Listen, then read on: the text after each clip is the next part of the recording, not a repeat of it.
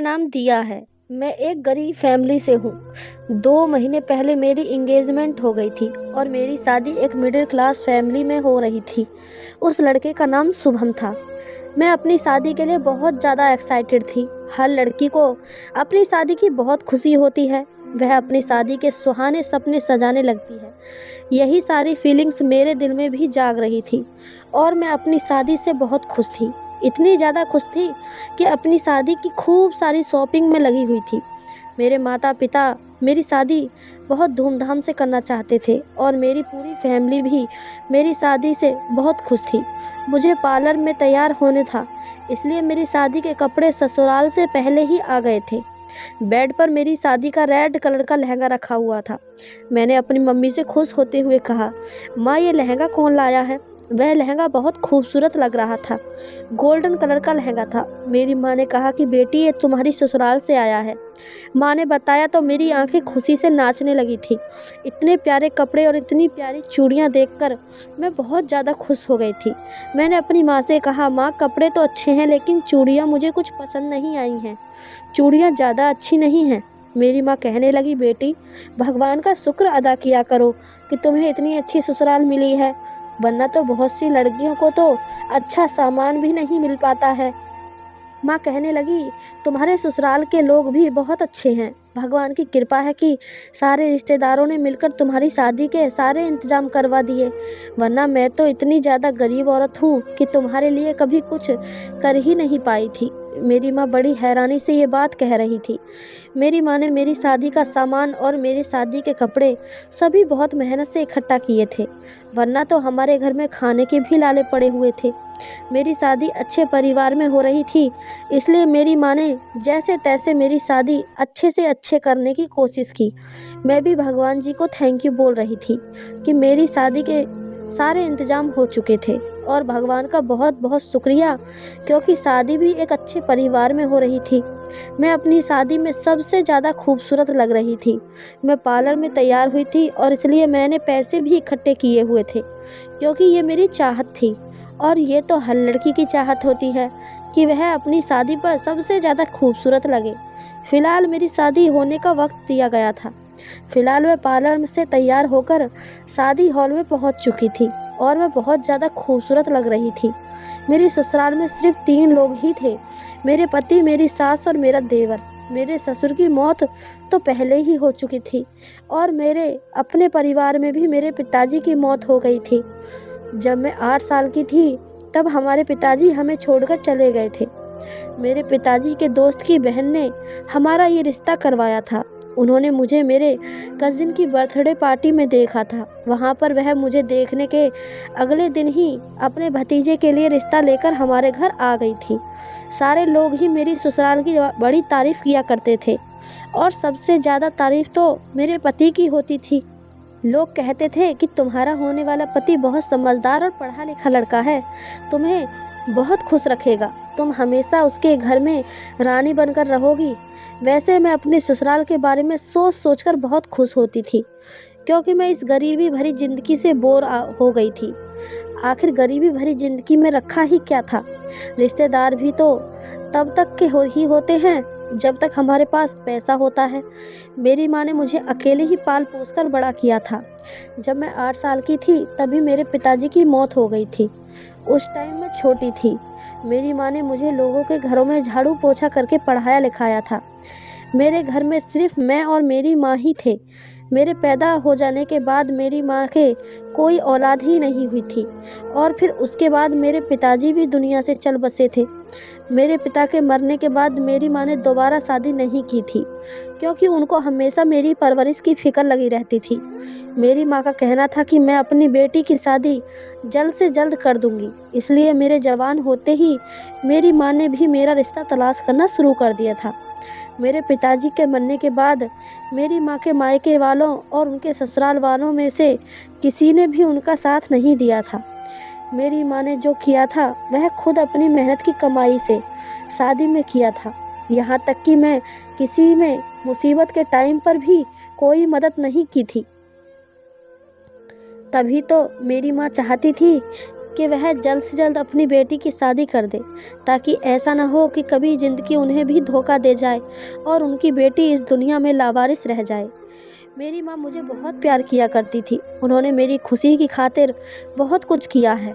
हर तरफ से नाउम्मीद होकर हम दोनों माँ बेटी हमेशा एक दूसरे का सहारा बने थे। मैंने सिर्फ हाई स्कूल तक की शिक्षा हासिल की थी, क्योंकि मुझे भी पढ़ाई में कोई ज़्यादा इंटरेस्ट नहीं था। अगर मुझे पढ़ाई में इंटरेस्ट होता तो मेरी माँ और भी ज़्यादा मेहनत करके मुझे और पढ़ा सकती थी, लेकिन मैंने ही अपनी माँ से आगे पढ़ने के लिए मना कर दिया था। और फिर मेरी माँ की तबीयत भी किसी न किसी दिन बहुत ख़राब हो जाती थी। हाई स्कूल करने के बाद ही मैंने पढ़ाई को टाटा बाय बाय कह दिया और फिर घर चलाने के लिए माँ की हेल्प करने लगी थी। मुझे सिलाई बहुत अच्छी आती थी, इसलिए मैंने लोगों के कपड़े सिलना शुरू कर दिया और इसी तरह मैं भी पैसे कमाने लगी थी। मैं कपड़े सीने में बहुत ज़्यादा परफेक्ट थी, इसलिए कम टाइम में ही बहुत जल्दी मेरे पास ज़्यादा कपड़े सिलने आने लगे थे और मेरे पास काफ़ी सारी रकम भी जमा होने लगी थी और ज़्यादा से ज़्यादा लोग मेरे पास कपड़े सिलाई करवाने के लिए लाते थे और इसी तरह से मेरी गुजर बसर अच्छे तरीके से होने लगी थी। इसी रूटीन के साथ ज़िंदगी गुजारते हुए मुझे लगभग 1 साल हो गया था।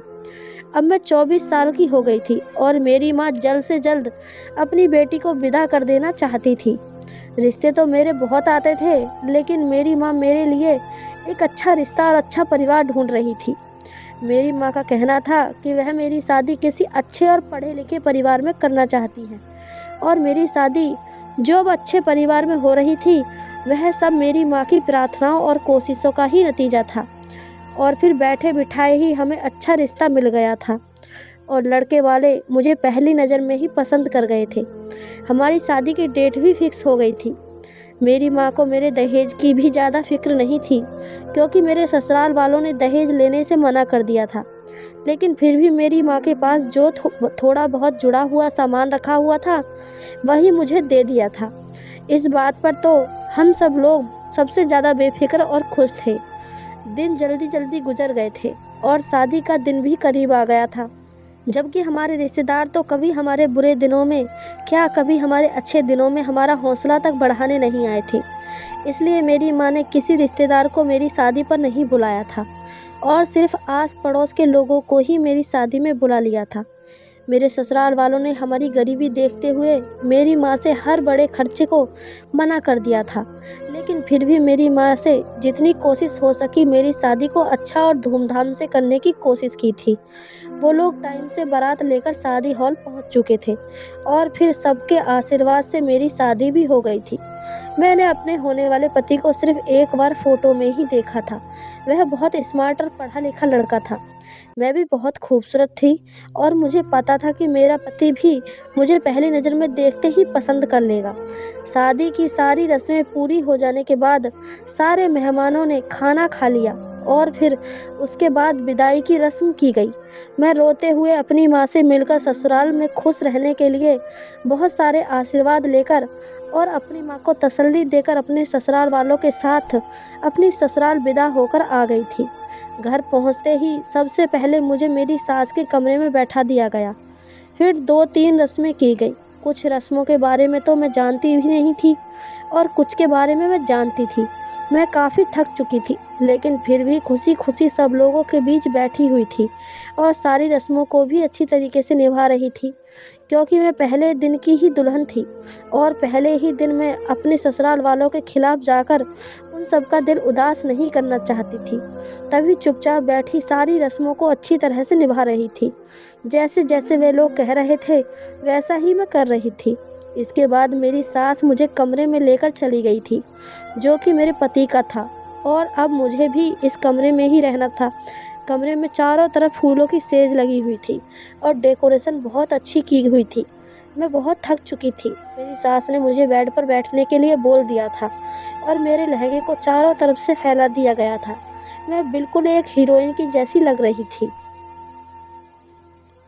और मेरे दिल में एक अजीब-सी घबराहट जाग रही थी और अपने पति के आने का इंतज़ार कर रही थी। इंतज़ार धीरे-धीरे लंबा होता चला जा रहा था, क्योंकि मुझे बेड पर बैठे हुए 1 घंटा हो गया था और मेरा पति था कि कमरे में आने का नाम ही नहीं ले रहा था। मुझे एक बात पर बड़ी हैरत हो रही थी कि जब से मेरी शादी हुई थी, मैंने अपने पति को थोड़ा-सा भी बोलते हुए या मुझसे बात करते हुए नहीं देखा था। यहाँ तक कि मैंने अपने पति की अभी तक आवाज़ भी नहीं सुनी थी। इसी तरह ही बैठे-बैठे लगभग मुझे 2-3 घंटे गुज़र गए थे और मेरी आँख लग गई थी और फिर मैं थोड़ी देर के लिए सो गई थी। अचानक जब मेरी आँख खुली तो तभी मेरा पति कमरे में मौजूद नहीं था और मैं आँखें बंद करके कुछ सोचने लगी थी। न जाने कितनी देर हो गई थी कि अचानक दरवाज़े की आवाज़ से मैंने अपनी आँख खोल दी। मैंने कमरे में चारों तरफ देखा तो कमरे में मुझे कोई नज़र नहीं आया, पर मुझे बड़ी हैरत हो रही थी। जैसे ही मेरी नज़र दरवाजे की तरफ गई, ये देखकर मैं हैरान रह गई थी कि खुले हुए दरवाजे से मेरा पति अंदर आ रहा था। लेकिन हैरत की एक वजह ये भी थी कि कमरे के अंदर मेरे पति के साथ-साथ एक लड़की भी आई थी, जो बिल्कुल पागल सी लग रही थी और उसकी हरकतें भी बिल्कुल पागलों वाली ही थीं। उसके पुराने और फटे हुए कपड़े पहने हुए थे। उसके कपड़े कई जगह से फटे हुए थे और वह बार-बार सर को बुरी तरह से खुजला रही थी और अजनबियों की तरह पूरे कमरे को ऐसे देख रही थी जैसे वह कमरे में पहली बार आई हो और उसने कमरे की हर चीज़ को ही पहली बार देखा हो। मैंने हैरत से पहले उसे और फिर अपने पति को देखा, जिसने उस पागल औरत का हाथ पकड़ा हुआ था। मैं बड़ी परेशान और हैरान अपनी जगह से उठकर खड़ी हो गई थी और उन दोनों के करीब चली गई थी। वह पागल औरत तेज़ी से मेरे पति के पीछे छुपने लगी, जैसे वह मुझसे डर रही थी। मैंने अपने पति शुभम से पूछा, ये कौन है और आपके साथ हमारे कमरे में क्या कर रही है? तो पहले शुभम ने उस पागल लड़की को अपने करीब खींच लिया और अपने बराबर में खड़ा कर लिया और मेरी तरफ देखकर कहने लगा, ये मेरी पत्नी है और चलो इसे बिल्कुल अपनी तरह तैयार कर दो। अपने पति की बातें सुनकर मेरे पैरों तले से ज़मीन निकल गई थी कि आज ही तो मेरी शादी हुई थी और वह आज ही एक पागल सी औरत को हमारे कमरे में लाकर मुझसे कह रहा था कि ये मेरी पत्नी है और इसे अपनी तरह तैयार कर दो। मेरी आंखों में आंसू आ गए थे और मैंने अपने पति से कहा, आप क्या कह रहे हो? यह आपकी पत्नी कैसे हो सकती है और मैं इसे कैसे अपनी जगह तैयार करके बैठा दूँ? आपकी पत्नी तो मैं हूँ, जबकि आज ही हम दोनों की शादी हुई है। हम दोनों ने एक साथ 7 फेरे लिए और आपने ही तो मेरी मांग में सिंदूर भरा है। आज सब लोगों के सामने हमारी शादी हुई है। मैं बुरी तरह से सदमे में चली गई थी और अपने पति से रो-रो कर ये बात कह रही थी। मेरे पति ने गुस्से से मेरी तरफ देखा और कहने लगा, मैंने कहा ना कि ये मेरी पत्नी है और तुम इसको बिल्कुल अपनी तरह तैयार कर दो और उसके बाद तुम हमारे कमरे से निकल जाओ, वरना मैं तुम्हें तलाक देकर अभी घर से निकाल दूंगा। अपने पति की बात सुनकर मेरा शरीर बुरी तरह से कांप रहा था। मुझे तो उम्मीद नहीं थी कि शादी की पहली रात ही मुझे अपने पति से ऐसे शब्द सुनने को मिल जाएंगे। वह औरत कौन थी, मैं नहीं जानती थी। मैंने कभी किसी नई नवेली दुल्हन के साथ ऐसा सलूक होता नहीं देखा था, बल्कि पति तो अपनी नई पत्नी से मिलने की और प्यार भरी बातें करने की चाह में बहुत एक्साइटेड होता है, जबकि मुझे ऐसी उम्मीद भी नहीं थी कि मेरी शादी की पहली रात ही मेरा पति एक पागल औरत को मेरे सामने लाकर सजाने के साथ साथ मुझसे कमरे से निकल जाने को भी कह देगा और साथ में धमकी भी दे रहा था कि अगर मैंने ऐसा नहीं किया तो वह मुझे तलाक देकर घर से निकाल देगा। और अगर वह मुझे घर से निकाल देता तो न सिर्फ मेरी ज़िंदगी बर्बाद हो जाती, बल्कि मेरी माँ भी जीते जी मर जाती, क्योंकि मेरी माँ ने बहुत लगन और कोशिश के साथ मेरी शादी करवाई थी ताकि वह अपनी जिम्मेदारी से फ्री हो जाए और अपने जीते जी ही अपनी बेटी की शादी देख सके और अपनी बेटी को उसके ससुराल में खुश देख सके। मैं नहीं चाहती थी कि मेरी माँ, जिसने पहले ही अपनी ज़िंदगी में बहुत सारे गम सहे हैं, वह मेरा भी गम बर्दाश्त करे। मैंने रोते हुए सर हिला दिया और फिर उस पागल औरत को तैयार करने के लिए राज़ी हो गई थी। मैं दिल ही दिल में परेशान हो रही थी और रो रही थी और उस पागल लड़की को अपने साथ बाथरूम में ले गई और फिर अपने कपड़े उसे पहना दिए। ये वही लाल लहंगा था जो मेरे ससुराल वालों की तरफ से मुझे शादी पर मिला था। लेकिन अब वह उस पागल औरत का भाग्य बन चुका था। वह मेरे जितनी खूबसूरत तो नहीं थी, मगर उसकी किस्मत मुझसे भी कहीं ज़्यादा अच्छी थी। उसे अपने कपड़े पहनाने के बाद मैंने उसके फटे पुराने कपड़े पहन लिए और उसे लेकर बाहर चली आई थी। मेरा पति बेड पर बैठा हुआ हमारी तरफ देख रहा था, जिस पर मैंने उस पागल औरत को ड्रेसिंग टेबल के सामने रखे स्टूल पर बैठा दिया और फिर उसका मेकअप करने लगी और उसके बाद उसका हेयर स्टाइल भी कर दिया। वो सारी ज्वेलरी उसको पहना दी जो कुछ देर पहले मैंने पहनी हुई थी। मेरे हाथ बुरी तरह से कांप रहे थे, जबकि डर और परेशानी के साथ साथ मुझे उलझन भी बहुत सता रही थी। न जाने क्यों मुझे वह पागल सी लड़की किसी दुश्मन की तरह दिखाई दे रही थी। जो लड़की कुछ देर पहले पागल और बदसूरत सी दिखाई दे रही थी, उसे तैयार करने के बाद जब मैंने उसे गौर से देखा तो वह काफ़ी प्यारी और खूबसूरत नज़र आ रही थी। उसे देखकर मुझे और भी ज़्यादा रोना आ रहा था कि मेरा पति किसी और अनजान और पागल औरत को मेरी जगह दे रहा है, जिसे मैं जानती तक नहीं थी। वह पागल औरत काफ़ी ज़्यादा एक्साइटेड थी। अपने कपड़े और ज्वेलरी को देखकर किसी दीवानों की तरह रिएक्ट कर रही थी और खुद को शीशे में देख देख कर खुश हो रही थी और तालियां बजा रही थी। मतलब उसे भी ये सब कुछ बहुत अच्छा लग रहा था कि वह तैयार है और खूबसूरत लग रही है। मैंने तैयार करके उसे गौर से देखने के बाद अपने पति की तरफ देखा तो सर हिलाकर बेड से उठकर उसके करीब आया और उसको गौर से देखने लगा। उसके बाद मेरी तरफ देखकर मुझे वहाँ से निकल जाने का इशारा करने लगा। मैं उस पागल लड़की का दुपट्टा सर से उठते ही बाहर आ गई थी। मैंने अपना मेकअप भी उतार दिया था और मेरा चेहरा साफ हो गया था और शरीर पर उस पागल लड़की के फटे पुराने कपड़े थे। अगर कोई भी मुझे देखता तो यकीन ही नहीं करता कि कुछ देर पहले जो दुल्हन इस घर में आई थी वह यही थी। उस टाइम तो मैं वह पागल औरत लग रही थी जिसको मेरा पति लेकर आया था। इस वक्त मैं ही पागल लग रही थी कि घर मेरे लिए भी अनजान था। मैं यहाँ पहली बार आई थी। तभी मैं कमरे से निकलकर दरवाजे के बाहर ही बैठ गई थी कि मुझे नहीं पता था कि मैं रात के इस टाइम कहाँ जाऊँ। अगर किसी के कमरे में जाती तो वह मुझसे पूछता कि मैं इस हॉल में अपने कमरे से बाहर क्या कर रही हूँ। डाइवोर्स के डर ने मुझे रोक रखा था। तभी मैं चुपचाप अपने पति के कमरे के बाहर आकर बैठ गई थी और मैंने अपने चेहरे को दुपट्टे से अच्छी तरह से ढक लिया था। मुझे परेशानी की वजह से नींद भी नहीं आ रही थी। यही वजह थी कि मैं अब तक जाग रही थी। अभी मैं वहीं बैठी हुई थी जब अचानक मुझे किसी के आने की आवाज़ सुनाई दी तो मैं चौंक कर इस तरफ देखने लगी तो सामने से ही मेरा देवर आ रहा था। उसने मुझे दरवाजे के बाहर बैठा हुआ देखा तो वह चौंक गया और फिर कुछ ही देर बाद वो मुझे बिना कुछ कहे बगैर ही मुझे पकड़कर अपने साथ ले जाने लगा। मेरा चेहरा छुपा होने की वजह से वो मुझे देख नहीं पाया था। मैंने उसके आगे हाथ जोड़ने शुरू कर दिए तो वह मुझे घसीटता हुआ कमरे में ले जाने लगा, जिस पर मैं चुपचाप उसके साथ चलने लगी कि अगर मैं मुंह खोलती तो इसमें भी मेरी ही बेइज्जती होती कि शादी की पहली रात ही मेरे पति ने मुझे कमरे से बाहर निकाल दिया था। वह शायद मुझे ही वह पागल औरत समझ रहा था और मुझे लग रहा था कि वह उनकी कुछ ना कुछ तो लगती थी, मगर क्या लगती थी ये सवाल मेरे दिमाग में घूम रहा था। मेरा देवर मुझे एक कमरे में लेकर पहुंचा जहां अंधेरा छाया हुआ था। शायद ये घर का स्टोर रूम था। उसने आगे बढ़कर लाइट ऑन की।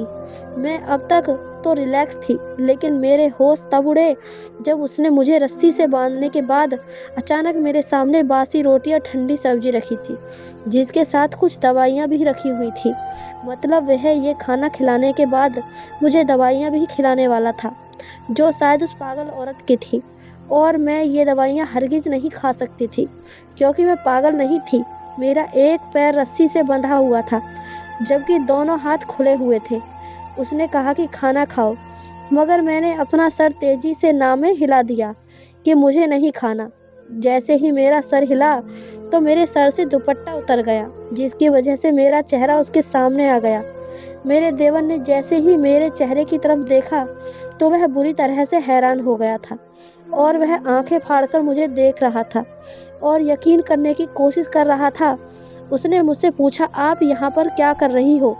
उसने कड़क आवाज़ में बहुत हैरानी से मुझसे पूछा, जैसे उसे अभी अभी यकीन आया हो कि यहाँ पर है पागल औरत नहीं है, बल्कि मैं हूँ,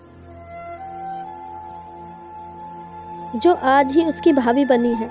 उसके सवाल पर मुझे रोने आने लगा था।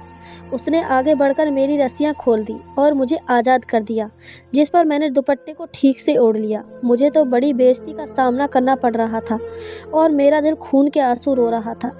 अपने देवर के पूछने पर मैंने रोते हुए उसे सारी बात बता दी थी, जिस पर मेरा देवर सर पकड़कर बैठ गया था और कहने लगा, आपको अपना कमरा छोड़कर नहीं आना चाहिए था, और अब डर कर न सिर्फ अपना कमरा छोड़कर आ गई हो, बल्कि भैया की बात मानकर उस पागल को भी अपनी जगह दुल्हन बनाकर आ गई हो, और खुद ने ये फटे पुराने कपड़े पहन लिए।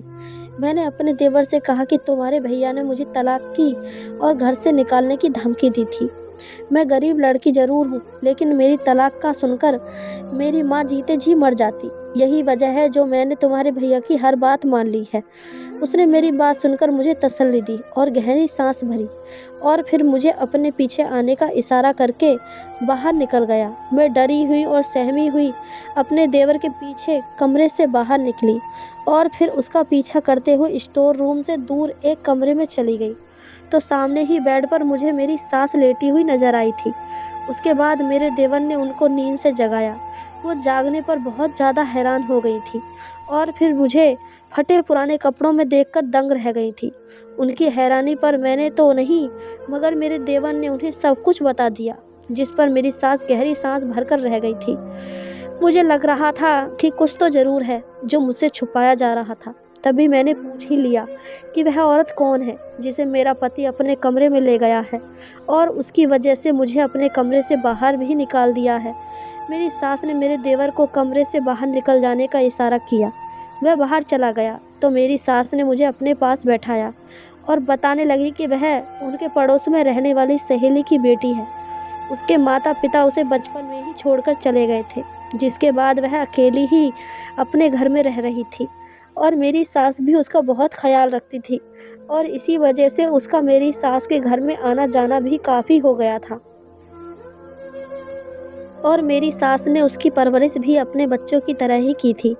मेरी सास ने कभी उसको माँ की कमी महसूस नहीं होने दी थी और उन्होंने उसका हमेशा ख्याल रखा था। वक्त गुजरता रहा और वह भी उनके बच्चों के साथ बड़ी होती रही। दोनों भाइयों में से शुभम ही उसके सबसे ज़्यादा करीब और फेवरेट था, जबकि शुभम उसका बेस्ट फ्रेंड भी बन गया था। उसकी उम्र में 5 साल का फ़र्क था। पढ़ाई पूरी होने के बाद शुभम ने जॉब कर ली थी। जब मेरी सास ने कहा कि वह उसकी शादी अपनी बेटी की तरह कर देंगी, तो उसने अपनी शादी करने से इनकार कर दिया और साफ कहने लगी कि वह किसी लड़के को पसंद करती है और उसी के साथ शादी करना चाहती है। मेरी सास ने बताया कि मुझे भी कोई ऐतराज़ नहीं था, क्योंकि वह भी उसकी खुशी को ही अहमियत देती थी। उन्होंने बताया कि इस पागल लड़की का नाम जिया है। उन्हें नहीं पता था कि जिया का अफेयर किस तरह से चला और किस तरह से वह उस लड़के से मिली, किस तरह से उसकी उस लड़के के साथ जान पहचान हुई थी, जिससे वह प्यार करने लगी थी। मेरी सास को लगा कि शायद जिया किसी ऐसे लड़के की बात कर रही है जो शायद उसके कॉलेज में पढ़ता होगा। इसी तरह से दोनों की जान पहचान हुई होगी। लड़का खूबसूरत और अच्छा था, इसलिए मेरी सास ने जिया की मर्जी के साथ उन दोनों का रिश्ता पक्का कर दिया। लेकिन जब ये बात शुभम को पता चली तो उसने बहुत हंगामा किया था कि वह जिया को पसंद करता है और जिया से ही शादी करना चाहता है। बस इस बात की जिद शुभम ने पकड़ रखी थी कि वह शादी करेगा तो जिया के साथ ही करेगा। मेरी सास को भी इस बात से कोई प्रॉब्लम नहीं थी, बल्कि वह तो खुश हो गई थी कि उनका बेटा उस लड़की को पसंद करता है जिसको वह इतने सालों से जानती हैं और जिसकी परवरिश उन्होंने खुद की है। और इस बात से तो डबल खुश थी, क्योंकि वह जिया से बहुत ज़्यादा प्यार करती थी। और फिर जब जिया को ये बात पता चली कि शुभम मुझसे बहुत प्यार करता है, तो शायद जिया ये सहन नहीं कर पाई और उनकी फैमिली से नफरत करने लगी। उन्होंने जिया को इस बारे में कुछ नहीं बताया और शुभम को ये कहकर खामोश करवा दिया कि जिया शादी के लिए तैयार नहीं हो रही है और न ही वह शुभम से शादी करना चाहती है। यह सुनकर शुभम भी खामोश हो गया और बिजनेस के सिलसिले में कुछ दिनों के लिए अपना शहर छोड़कर दूसरे शहर चला गया था। और जिया की शादी में भी शामिल नहीं हुआ। जिया की शादी जल्द ही उस लड़के के साथ करवा दी गई थी, क्योंकि लड़के वालों को शादी की बहुत जल्दी थी। जिया को विदा करने के बाद शुभम की माँ बहुत ज़्यादा तसल्लीमंद हो गई थी, लेकिन धीरे धीरे जिया की शादी को 2 महीने ही गुजरे थे जब जिया वापस आ गई।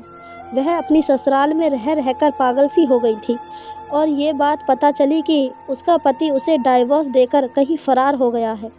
उसकी और जिया की मुलाकात सोशल मीडिया पर हुई थी और जिया के सोने के जेवर और कुछ पैसे और सारा कीमती सामान लेकर उसके पति ने उसे तलाक दे दिया और वह फरार हो गया था। लेकिन वह कहाँ चला गया था ये बात कभी किसी को पता नहीं चली सकी। मतलब कि उसने जिया के साथ फ्रॉड मैरिज की थी और मासूम सी जिया उसकी बातों में आकर अपनी ज़िंदगी बर्बाद कर चुकी थी। जिया प्रेग्नेंट थी और ये खबर उसके लिए किसी बड़े शौक से कम नहीं थी। उसके दिमाग को सदमा लग गया और वह पागलों की तरह हरकतें करने लगी थी। और फिर वह पूरी तरह से पागल तब हुई जब उसने अपना बच्चा खो दिया। उसका मिसकैरेज हो गया था।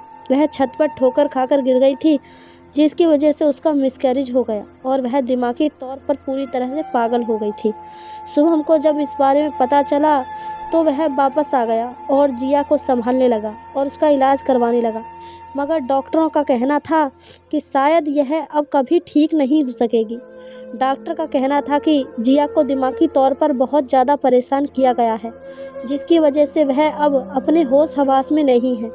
अगर उसके साथ फिर से वही सब दोहराया गया तो शायद वह ठीक हो जाए और उसको सब कुछ याद आ जाए, या फिर उसकी शादी कर दी जाए। शादी होगी, पति होगा और बच्चे होंगे तो वह ठीक हो जाएगी।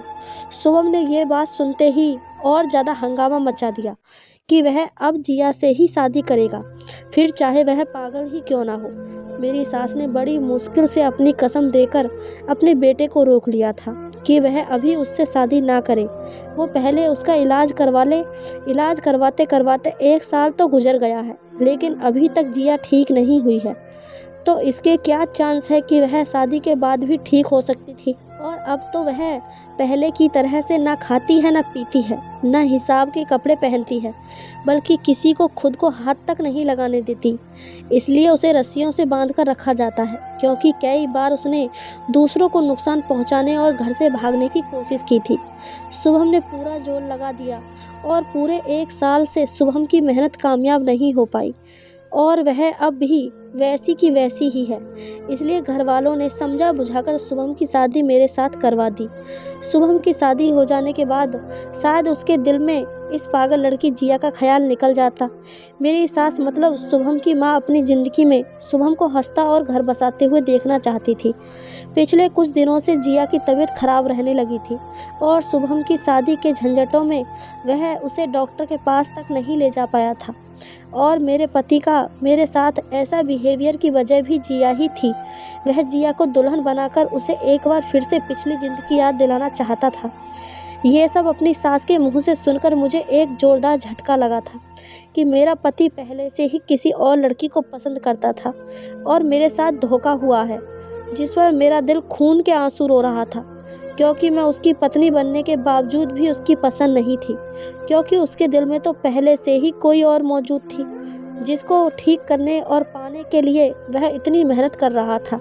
शायद मेरे साथ शादी इसलिए करवाई गई थी कि मैं गरीब थी और अपना घर बचाने के लिए मैं कुछ कह भी नहीं सकती थी। मेरी सास मुझे लेकर मेरे पति के कमरे की तरफ बढ़ी और दरवाज़ा बजाया तो अगले ही पल दरवाज़ा खुल गया था। दरवाज़ा खुलते ही जब कमरे के अंदर देखा तो जिया सजी सवरी दुल्हन की तरह तैयार हुई ज़मीन पर लेटी सो रही थी, जबकि शुभम की आंखों से लग रहा था कि वह रो रहा था। मुझे उस पर और जिया पर बहुत ज़्यादा तरस आ रहा था, मगर मैं कुछ भी ठीक नहीं कर सकती थी। शुभम एकदम ही अपनी माँ के गले लगकर रोने लगा, जिस पर मेरी सास अपने बेटे को तसल्ली देने लगी और उसे मेरे साथ की गई गलती का एहसास भी दिलाने लगी, जिस पर शुभम ने मुझे शर्मिंदा होकर हुए देखा और फिर मुझसे माफ़ी मांगने लगा। मेरी सास ने सोई हुई जिया को उठाया और फिर बहला फुसलाकर उसे अपने साथ ले गई।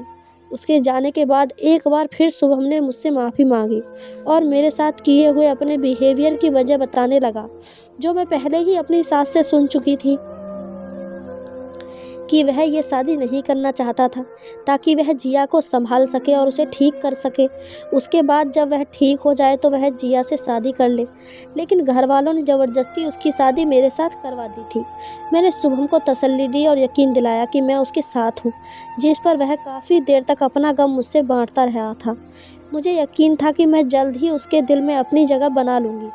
वैसे भी जो हो गया था उसे बदला नहीं जा सकता था, और न ही मैं ये सब अपनी माँ को या किसी और को इस बारे में नहीं बताने वाली थी। जिया एक मासूम सी पागल औरत थी जिससे मुझे कोई खतरा नहीं था। शादी के बाद सभी मेहमान अपने अपने घरों को चले गए थे। मैं जिया का सगी बहन की तरह ख्याल रख रही थी। उसका खाना पीना, उसके कपड़े सब मैं ही देखने लगी थी और कोशिश करती थी कि उसके साथ अपना बिहेवियर दोस्त की तरह रखूं। यह सब देखकर घर के बाकी लोगों के साथ शुभम भी खुश रहने लगा था और शुभम के दिल में मेरे लिए जगह भी बनने लगी थी, जिसका इजहार वह मुझसे अपनी प्यार भरी बातों और मेरे ख्याल रखने से करता रहता था। जिया मुझसे काफ़ी हद तक इम्प्रेस हो चुकी थी, लेकिन वह अभी तक ठीक नहीं हो पा रही थी। उसकी दवाइयाँ भी चेंज करके देखा, लेकिन नतीजा कुछ नहीं निकल पा रहा था। अब तो घर के बाकी लोग भी उसकी हालत को देखकर अफसोस में पड़ जाते थे, लेकिन शुभम चाहता था कि वह ठीक हो जाए, इसलिए मैं दिल जान से उसकी ख्याल रख रही थी। बिना किसी जलन और बिना किसी गुस्से से उसका चेकअप करवाने के लिए मैं और शुभम भी अस्पताल लेकर उसे जाते थे। जिया, जो पहले ऊँट पटांग हरकतें करती रहती थी, अब हमेशा खामोश सी रहने लगी थी और वह अपने कमरे में बेड पर ही लेटी रहती थी और हिलती रहती थी, उठकर बैठती भी नहीं थी। डॉक्टर उसे ठीक करने की अच्छी तरह से कोशिश कर रहे थे, लेकिन उसके बावजूद भी उसकी हालत दिन पर दिन बिगड़ती चली जा रही थी। वह कमज़ोर तो पहले से ही थी, लेकिन दिन ब दिन उसकी सारी हड्डियों का ढांचा बनता जा रहा था, जिस पर मैंने राय दी कि उसकी पूरी तरह से चेकअप करवाया जाए। और इसी तरह से शुभम ने उसका शहर के सबसे बेस्ट डॉक्टर से चेकअप करवाया। लेकिन जो बात हमारे सामने आई थी उसने हमारे दिमाग को हिलाकर रख दिया था। जिया को धीरे धीरे कैंसर होने लगा था और इस बात का हमें पता नहीं चल पाया था, जो कि काफ़ी हद तक अब बढ़ गया था। डॉक्टर ने बताया कि सिर्फ कुछ दिनों तक ही अब वह जिंदा रह सकेगी, जिस पर हम सब बहुत ज़्यादा परेशान हो गए थे और हमें दुख होने लगा था। हम जिया का पहले से भी ज़्यादा ख्याल रखने लगे थे और उसके कैंसर का इलाज पूरी तरीके से शुरू करवा दिया था। मुझे जिया एक बहन की तरह प्यारी हो गई थी और मैं नहीं चाहती थी कि उसे कुछ हो जाए, लेकिन होने को कोई नहीं टाल सकता। मेरी शादी को 6 महीने गुजर चुके थे। उसके बाद जिया की मौत हो गई और वह सबको दुखी छोड़कर इस दुनिया से जा चुकी थी। उसकी मौत का हम यकीन नहीं कर पा रहे थे। ऐसा लगता था कि अभी भी वह इस घर में जिंदा है और कहीं से भी आ जाएगी, लेकिन हकीकत यही है कि वह हम सबको छोड़कर जा चुकी थी और हर फिक्र से आज़ाद होकर मर चुकी थी। लेकिन धीरे धीरे मरने वालों पर सब्र आ ही जाता है। हमें भी धीरे धीरे जिया की मौत पर सब्र आ गया था, लेकिन कभी कभी मुझे उस लड़के पर बहुत गुस्सा आता था जिसने जिया को धोखा दिया था और जिसकी मोहब्बत और धोखे की वजह से जिया पागल हो गई थी। वह इंसान इस दुनिया में जहाँ कहीं भी होगा वह कभी खुश नहीं रह पाएगा, क्योंकि जिया की ऐसी हालत का जिम्मेदार सिर्फ वही था जिसने उसको धोखा दिया था। ऐसे लोग जो दूसरों को धोखा दें वह कभी अपनी ज़िंदगी में खुश नहीं रह सकते। उनको भी इस दुनिया में किसी न किसी से धोखा जरूर मिलता है। अगर वह इंसान जिया की और उसकी मोहब्बत की कदर कर लेता और पैसों और जेवर के लालच ना करता, तो आज जिया अपने बच्चे के साथ खुशी खुशी ज़िंदगी गुजार रही होती। लेकिन हमेशा वही नहीं होता जो इंसान सोचता है, बल्कि वही होता है जो भाग्य में लिख दिया होता है। और जिया के साथ भी वही हुआ था जो उसके भाग्य में लिख दिया गया था, जिसका दुख सारी ज़िंदगी कभी ख़त्म नहीं होगा। अब जिया तो इस दुनिया में से जा चुकी थी। अब शुभम की ज़िंदगी में सिर्फ मैं ही बची थी। धीरे धीरे शुभम के दिल से जिया की मोहब्बत तो निकल गई थी, लेकिन आज भी वह उसको याद करते हैं, क्योंकि वह उनकी पहली मोहब्बत थी और उन्होंने उससे शादी करने के लिए जी जान से कोशिश कर ली थी, लेकिन फिर भी वह उनके भाग्य में नहीं थी। शुभम ने इस बात को एक्सेप्ट कर लिया था कि जिसकी जोड़ी जिसके साथ बनी दी गई है वह उसके ही मिलकर रहेगा, शायद जिया और शुभम का मेल नहीं था। जिया के मरने के 2 महीने बाद ही शुभम ने मेरे साथ नई ज़िंदगी की शुरुआत कर दी थी और उन्होंने मुझे अपनी पत्नी मान लिया था। और कुछ महीनों बाद ही पता चला कि मैं प्रेग्नेंट हूँ। हमारी ज़िंदगी बहुत हंसी खुशी गुजर रही थी और उसके बाद मैंने एक बेटी को जन्म दिया।